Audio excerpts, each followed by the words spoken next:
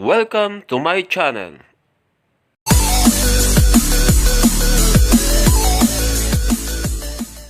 Ang ating pong lulutuin ngayon ay adobong baboy.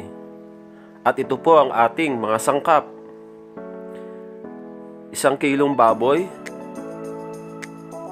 1 tasang toyo,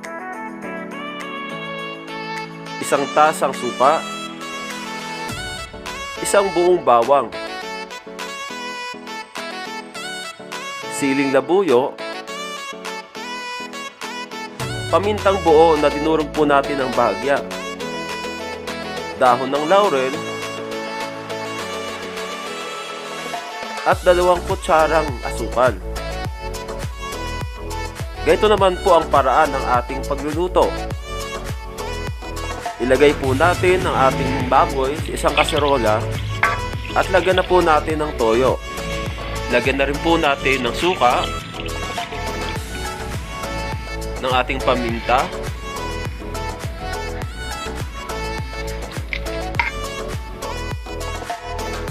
at halu-haluin lang po natin para kumalat po ang lasa.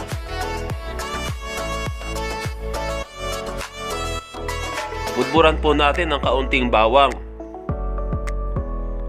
At pagkatapos po nito ay pakukuluan na po natin.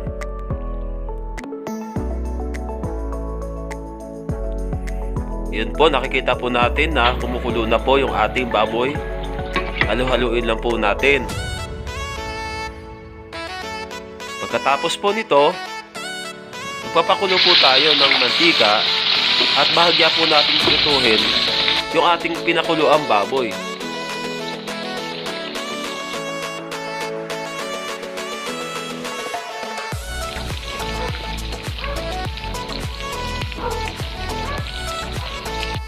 Naprito na po natin ang bahagya, alisin na po natin ito. Kung makikita nyo po, ay nabawasan na po yung ng mantika ng ating baboy. At yung mantika na yan, masarap po yan pag nagsangag tayo ng kanin. Babawasan lang po natin yung ating mantika. Kasi dyan na rin po natin igisa ang ating bawang. Ilagay na po natin ang ating bawang. At pagkatapos ay ang ating sili. Halu-haluin na po natin ang bahagya. At pagkatapos ay ilagay na po natin ang ating baboy. Halu-haluin lang po natin. At yun naman pong pinagpakuluan ng baboy kanina ay lagyan po natin ng tubig. Mga 2 tasang tubig. At kung halimbawa po medyo matabang para sa inyo, pwede pong dagdagan ng konting toyo. Diyan na rin po natin ilagay yung 2 kutsarang asukal. At pagkatapos po nyan ay pakukuluan po natin.